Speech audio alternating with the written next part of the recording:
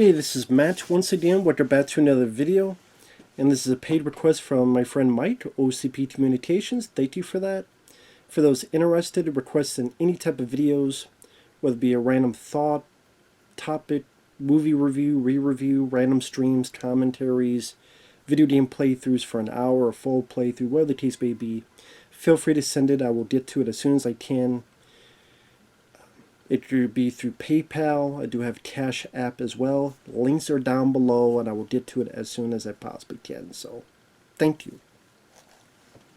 And this is for the 1988 film Willow, which I do like. I never loved it, but I do like it. I think it has enough things going for it to make it an overall entertaining watch. But I was never, because I'm not a die-hard fan of fantasy movies. I like sci-fi, I like horror, I like action. Fantasy, I'm kind of picky on. I mean, I'm not a Lord of the Rings fan at all. I like Conan, the Barbarian and the Destroyer. The Sword and the Sorcerer, kind of the R-rated, blood, nudity, that type of stuff. But this one I thought was entertaining. Number one, you got capable director Ron Howard, who by this point was finishing Cocoon, wanted to do something better with George Lucas, who, of course, they worked together on American Graffiti. And, hey, Ron, how about you do this? This will be part of my production. Now, when the film came out, it didn't do great. I think it made like 50-some million in the US, and like it wasn't a blockbuster. It wasn't something that set the world on fire. I'm sure it was labeled a disappointment from the studio, expecting Star Wars numbers, which, or even if not that, then Cocoon numbers. So it did not even get their Cocoon numbers. I was more than likely you would have seen a sequel. Now, granted, they did that TV show that was so great it's gone from Disney Plus. Which I think Fabio and I, friend of mine, we reacted to like the first 3 or 4 episodes. We both hated it. Hated it, and I don't remember a damn thing. I think there were some lesbians in it or something, whatever. But Ron Howard is a very, very capable director, and you would see with Apollo 13 and Ransom, like, this guy knows what he's doing. James Horner did a wonderful job on the score. It's a very exciting score. The opening theme gives it that grand scale, ba da da da da da, ba da da da da da. And then when the action needs to kick in, it really gets you into it, ba da da da da da da da da da da. And one of the stronger aspects of the film to me is the score. It fits the film very well. Now it stars Warwick Davis as Willow himself. You have Val Kilmer as Mad Mardigan. You got Joanne Whaley, or Wally. I would say Whaley for sake of argument. Joanne Whaley. This is around the time she met Val, and then for a few years, I think until '96 or so, she was married to Val Kilmer. They met on here. I think it was around the time Val went on to do The Island of Dr. Moreau, where he was getting divorced, and that's one of the many reasons why he was going so crazy on that film.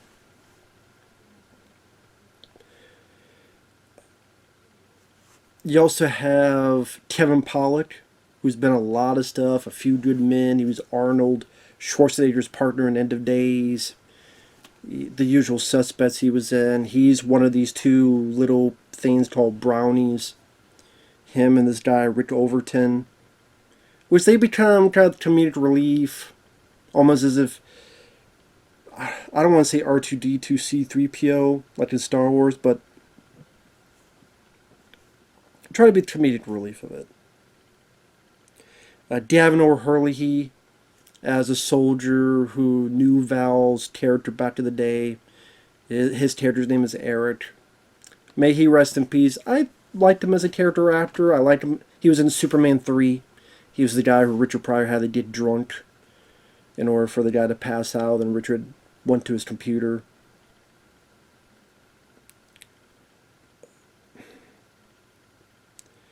I know a lot of the little people, you would see them in stuff. Either they worked in Star Wars, which is how Warwick Davis met George Lucas, because Warwick Davis was a Wicket, like sort of the main Ewok in Return of the Jedi.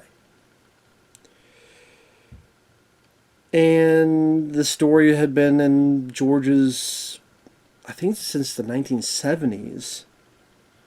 And they've meeting Warwick Davis and working with behind the scenes on Return of the Jedi as a producer. He's like, oh, well, maybe I could do a film with these guys. And then let's wait a bit more because I want effects to be to the state of affairs that we could accomplish some of these feats. For example, this sorceress that Willow needs to find, but she's an animal, so now he's got to find a way to turn her back to human. And they use the technique morphine in that scene when she goes from this animal to that animal to a turtle to like a tiger to etc. And the plot is pretty straightforward. There's an evil queen taking over the land, her and her minions. The birth of this child could bring forth the downfall, because it's a sign of things to come. It's this kid's destiny to be a princess. So one thing leads to another. The queen's like, find all the babies, find them all, need to find someone with this mark. The baby arrives, the midwife takes and saves the baby, takes care of the baby for a bit. The dogs are chasing after her, so she's got to put the baby down the river. Poor lady, I mean, she saved this baby, she did the right thing, saved it, got herself eaten for her reward, so definitely a person I probably feel sorry the most in this movie, character-wise. And the baby drifts until it gets to this village where Willow is at, who is this farmer, has his own family. And there's stuff I like about it, there's stuff I don't. One of the things that I think made it where I never loved the film is actually the Willow character. Now, I'm not going to say he's a bad character, because I don't think he is. I don't think Warwick Davis gave a bad performance. But I was never that interested in his character either. I was never blown away by Warwick's performance. I think because Val Kilmer, to me, he's so much more interesting, he's so much more entertaining, he's so much more invigorating to the scenes, that he's the reason more as to why I liked the film, not so much the Willow character. I don't know if it's just Warwick Davis. Not a guy that ever blew me away as an actor. He's there. He's okay. Or just the way his character's written, where he's pretty, understandably so, but he's a stick in the mud. Granted, because he's a father of his own, he wants to have this baby be safe, of course. But it's just that because of his height, he can't do much of anything. He can barely accomplish anything. He's just pretty much there along for the ride for Val Kilmer. Now, he does do things, don't get me wrong. He does, so he's not useless. It's just, you have the one guy who is he is a bit of a cheat, and he's a bit of a liar, but he also means well, and he's he could fight with a sword, and he's got these smile on his face and schmoozing up to women, and he's a flawed character, but he's a fun character. Just Val Kilmer to me stole the show as Bad Mardigan. I would never steal from a baby. Or, oh, I'm really scared, watch out, there's a pet here with an acorn pointed at me. Pet. This is when he's in a cage wanting to get out and pissed at these guys, which he calls them pecks.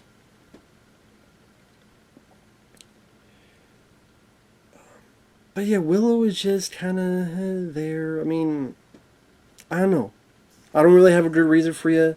It's just never a character that I was really drawn towards like other characters in other movies. He was fine, but it's like, okay.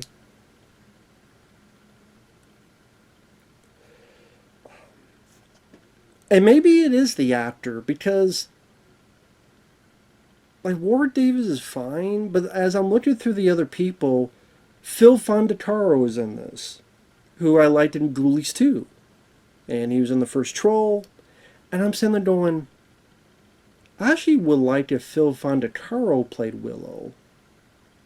And I went, oh, okay, maybe it's more than I was saying before. Maybe it is the actor, because I'm like, oh, it's Phil Fondacaro. I think I could get into this more. Because I like him as an actor. So maybe that's the thing. Warwick Davis and just never, I don't know, just never blew me away. I don't know how else to put it. You also have Billy Barty. He's he's actually the wizard of the village. And he's a cool wizard, because the first time he sees Willow, he's doing gang signs. He's doing like this. Or he's the Too Sweet, he's the NWO, that's what it is. He's with Scott Hall. Nah, instead it's, hey, what are you going to do with my finger? I might do this. At least, as long as you don't stick it up my ass or stick it up your ass, you do whatever you want with your finger. Don't stick it in your nose. Don't pit. You do pit your friends, but don't pit your nose. But it's a test, because he's looking for someone to be his successor. And Willow doesn't pick the right one, but the wizard says, you got a promise. Like, you knew what I wanted. You need to believe in yourself more.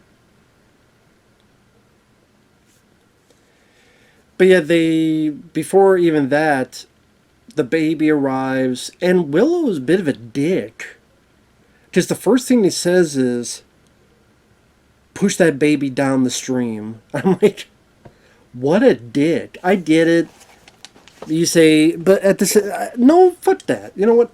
I lied. Fuck that shit. I don't get it. I don't care who you are. If there's a fucking baby, and like push it down the stream, someone else will get it. You're a dick. You're just a dick. Plain and simple. You're a fucking dick. Fuck you. Fuck you, Willow. Just push that baby down the stream. I don't care if it was a puppy, a kitten, or a human baby. Yeah, just push it down the stream. Someone will get it eventually, maybe. Fuck you, Willow, you dick. You a dick, Willow. You a dick. So, bad first impression. Maybe that's what another thing too, is bad first impression. What a dick. But the kids and the wife, dude, they take the baby in, as they should. So they go through this thing where you see other characters in the village, and these dogs from the queen appear, and they're looking for the baby. Some of them kill some of the dogs. Let's go find someone who is of its own kind to deliver this baby. They go on their journey, and they eventually see Val Kilmer in this cage. And the one guy, he's like, oh, just give it to him. And of course, Willow's like, he's in a cage. What are you talking about? Hey, I want to go home, and that's one of their kind, and give it to him. So eventually the others leave. It's just Willow and his buddy. They try to give the baby off to other people like Gavin or Hurley, but they're on their way to war. So eventually Val is able to convince him.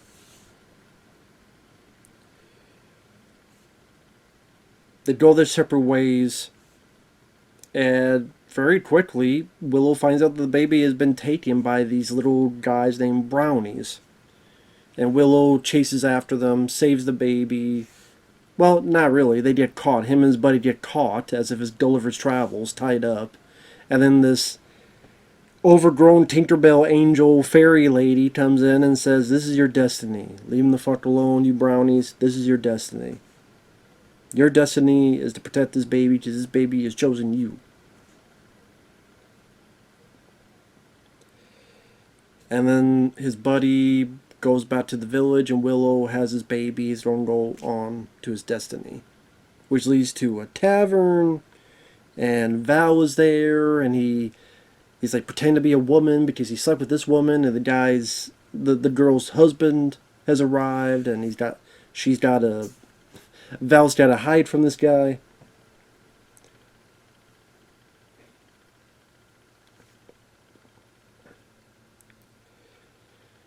And I will say, Val Kilmer, may he rest in peace. I said this before. It's one of my favorite roles from him. It is. It's one of my favorite roles from the guy. Again, he just exudes a charisma. He exudes a sense of comedic timing. He's just a lot of fun each time he's on screen here. Either making fun of Warwick Davis's character, or swinging a sword, or having these certain smiles, and also moments where you see his humanity. Like there's a nice bit where he's ready to go separate ways after some stuff goes down, and he sees the baby, and there's this bit where he's kind of looking over here and sees the baby, and you see a look on his face of, this baby seems to trust me and seems to like me and depends on me, and I'm going to go help her out. Even with the whole love potion thing, because the little brownies have this thing called love potion. We're introduced to it because Kevin Pollak accidentally gets hit with some of his own and then falls in love with a cat. And I'm like, well, that's one way to get some pussy. And he's able to get out of it because he drops into a cup of beer, and he's like, beer? That's probably the one moment I laughed. Mostly I found the brownies very annoying. I found them very irritating. I did not find them funny. And part of me wishes they were not in the film. I just did not find their presence that entertaining or that worthwhile. So, and I like Kevin Pollak, but this is not my favorite role of his. Again, that one line reading and how excited he is that he's in beer. Okay, I did chuckle at that, but the rest of it, just didn't do much for me. That's just me, though. I was like, I don't know. Like I said, just didn't do much for me. But later on with the love potion, Val accidentally gets hit with some, and then he says some lovely words to Joanne, who is the daughter of the queen. And because she sees this guy, Val, saying all these nice things to her, and then sees later on how he can work and how he can fight and how capable he is, she ultimately falls for him by the end of the film.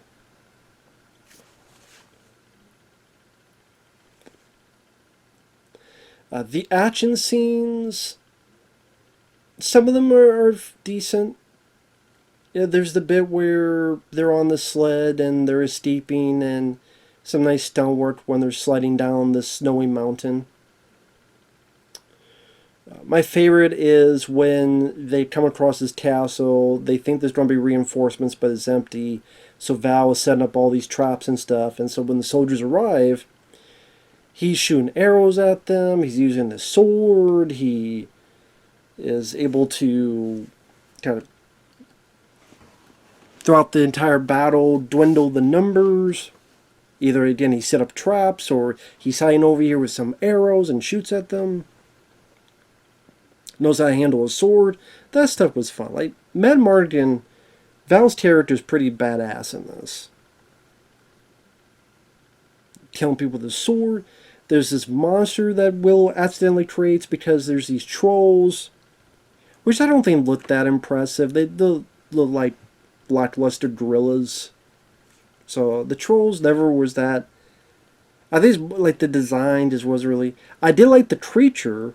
Just Willow has his wand and does this thing, and kind of a gory bit where, violent bit where kind of either burns the hair off or like the stomach opens or the back opens, and then you can tell like these two heads are ready to pop out, but Willow kicks it off, falls to this water, and you realize after a bit it bubbles up and this giant two-headed creature attacks the bad guys until Val is able to jump up and slam his sword down. Granted, this is a bit of a fuck up, bit of a goof, where the sword, when he slams it down, it comes out the other end, like with the creature's chin, like that. That would not. I mean, that was a goof because you see how big the creature's head is. The sword would never go all the way through that. Unless it was a sword as big as Val Kilmer. Like if Val Kilmer literally had a sword as tall as him, then maybe. Because like you said, you see how big the creature's head is. But then the sword, is only a certain length. Now it'd be like stuck to like maybe the top of the thing's mouth from the inside, but or maybe, but yeah, they had to kind of fake that. Just like, wait a minute, that wouldn't happen. But right, it's a fantasy movie with sorcerers and witches and little guys called brownies. I mean, it's not supposed to be realistic. I just something I noticed watching it. That's all. And on top of that,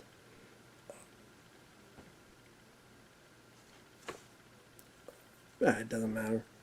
But I mean, that was a fun bit. Like that was a fun bit just to see Val Kilmer be a badass. I did enjoy that. I would say, especially for the first half, there's not a whole lot of action if you're going into it for that.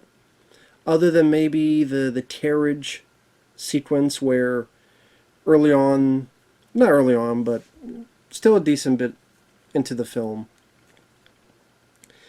From that tavern and the escape, and again, Val was in disguise, and the bad guys show up, but then his disguise is broken. Then the girl's husband wants revenge on him, but he hits the bad guys, and they start scuffling, so Val can escape with Warwick Davis and the baby.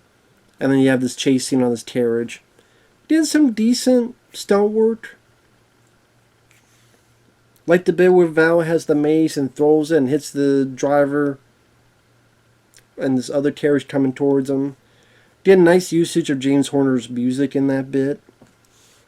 I did like that. I even like the bit where talking about that one battle with when he's dealing with the big two-headed monster. There's a bit where this troll comes up to Val and Val just screams, "Ah!" He just screams and steers shit out of him, and then kicks the thing right off the damn little bridge that he's on. I thought that was kind of funny.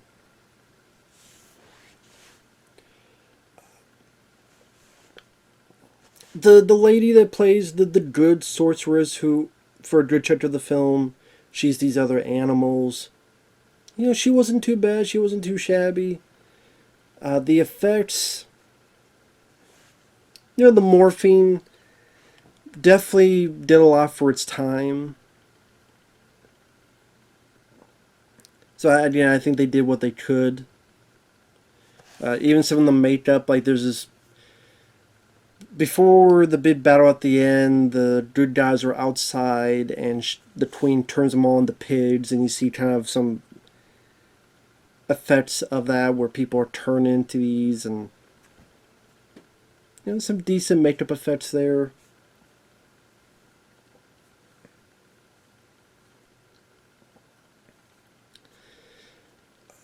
But I don't know, when I got to the last battle, the only thing I really cared about was Val Kilmer fighting the head henchman who had this kind of cool looking skull mask on. And it's actually played by Pat Roach. Pat Roach is the guy. He was in Temple of Doom and he was in Raiders of the Lost Ark. In Raiders of the Lost Ark, the big guy who's bald by the plane and Indy's fighting him. And when he punches Harrison Ford, he's like, and falls on his ass and does this. Come on. And he's like, da-na-na-na. And he's looking at his foot. Gives him a cheap shot. I think that's actually before he gets hit, falls on his ass. And then the guy gets killed by the propeller. But yeah, that's Pat Roach. He was also in Temple of Doom. I think he was the big thuddy guard. I think it was him who is dealing with Indiana Jones while Short Round is trying to deal with the other kid and he's got the voodoo doll thing. I think the big guy who Harrison Ford's fighting, that's Pat Roach as well, I believe. So, nice to see him in this. I do like his outfit.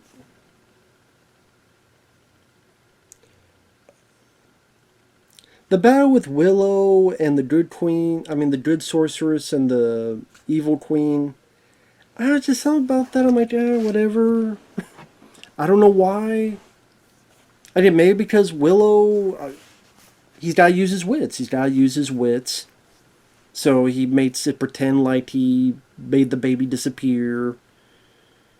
And a chart of it, he's like fighting this, what was that, ashtray? Like this thing that came to life.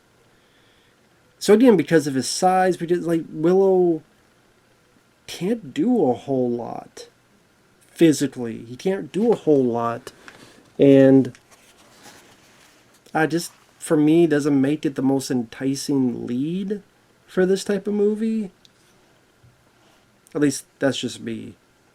But I did. It's the dives, the farmer, against the odds, overcoming and being a big hero, even despite his height and such. I get that. I do get that.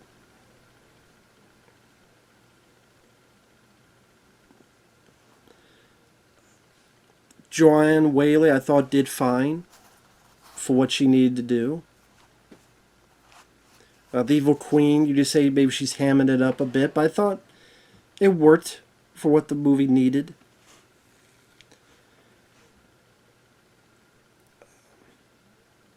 Like I said, the action scenes, they worked fine enough, like the carriage chase sequence, the sled down the mountain sequence. The big battle where Val fights the two-headed creature. I would say that's my favorite scene in the movie. It's my favorite sequence in the film. But again, it's one of those films that I like, but I never loved. I liked it, but it's like, okay, it is what it is. More so than that. It's just... not a film I rewatch a whole lot, though. That's why when they made the TV show, I'm like, okay, whatever. I don't really care about a Willow TV show. And Val Kilmer was so sick that I'm like, he's not going to be on this show. So, doesn't matter.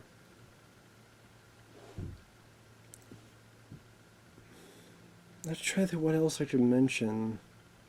The morphine stuff was definitely fairly new thing at the time to do that with the help of CG.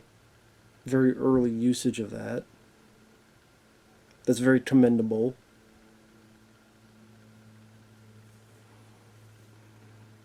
But yeah, overall I didn't mind it. I had a decent enough time watching this again. Val Kilmer, still fun as always, as his role.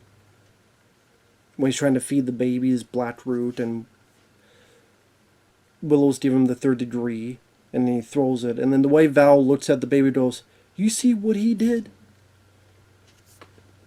He got rid of our black root. He stole our black root. That's okay, I'll get you more." It's just the way he says it. He stole our black root. I don't know why. Just again, the way he says that cracks me up every time. And needs some good handling of the sword. When Is that when before the sledding bit, where he's with Joanne Whaley, cuts the thing, the tent comes down, he comes out, and the way he does the sword, where he does this move where he lets it go, where he puts over here, is able to catch it. Little moves like that. It's not easy to do, but you tell he definitely studied a bit on how to handle that weapon, and those little touches was nice. Again, like the way he flips the sword, that stuff was again. I wish the movie I wish was called Mad Mardigan. I think that's my issue. If it was Mad Mardigan, the movie, it was him, focus, the star. It was about him dealing with his queen and dealing with all this stuff. I probably would like the movie more, but as is, I do like it for what it is. So, with that said, thanks for watching, take care, and we'll see you guys later. Bye-bye for now.